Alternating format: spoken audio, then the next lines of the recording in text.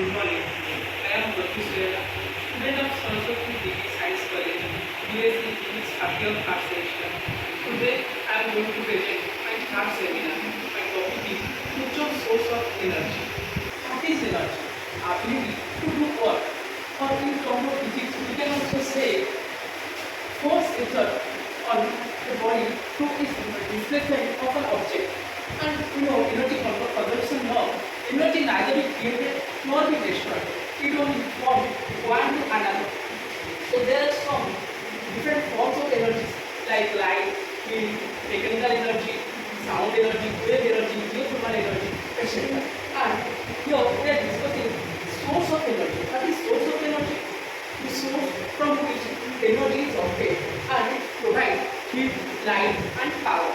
Nowadays we are using so many energy sources. There are two types. One is renewable and another is non-renewable. What is the renewable energy source? The energy source are to use that it can be renewed.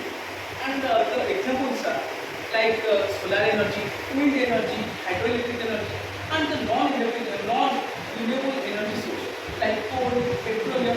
It will come to an end. Then what will it do in our future? And what our future generation will use? Which energy source they will use in future? Because the coal, petroleum gases we are using in and due to the population growth, it comes to an end. So I made this topic how we could use future energy sources in future. Now first, going to hydroelectric energy.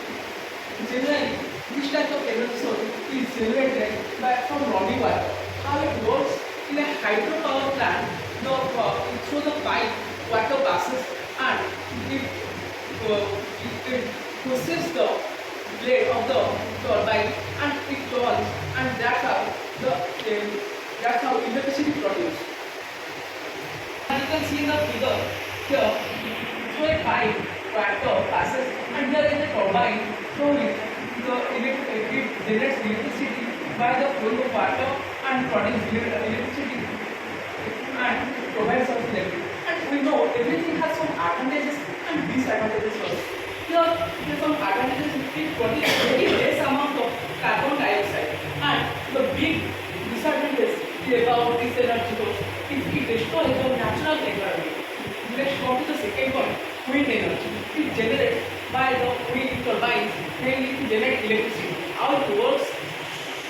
Wind turbines use the kinetic energy of the wind, and when the wind blows, the wind blows over the blade of the turbine, and the turbine turns, the blade of the turbine turns and produces electricity. And it has also some advantages and disadvantages. The big advantage is it don't cause any pollution, and the disadvantage is its maintenance cost. Maintenance cost is very high. Next come to the third point: biomass energy. Biomass energy is an organic material made from plants and animals. When we burn the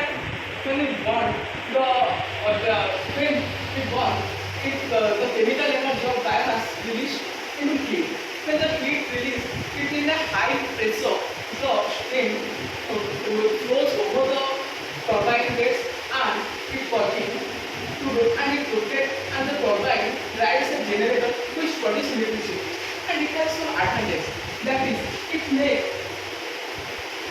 can make it in very low price, and its maintenance is also very low. And it is a disadvantage that it releases high sulfurous gases into the air.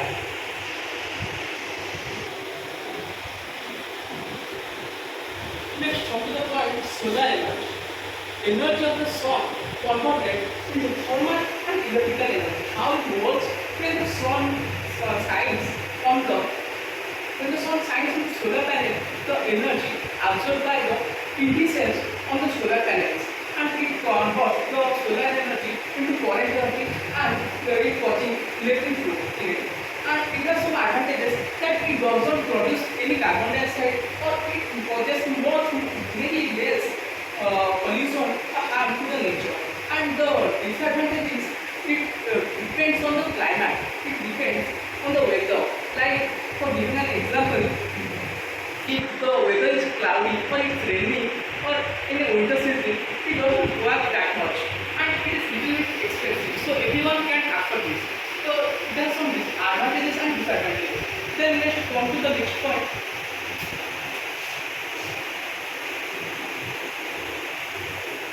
Wave energy. The energy harnessed from the motion of the waves. How it occurs? Let's see. Well, the wave travels up and down motion because the device is floating on the surface of the ocean water.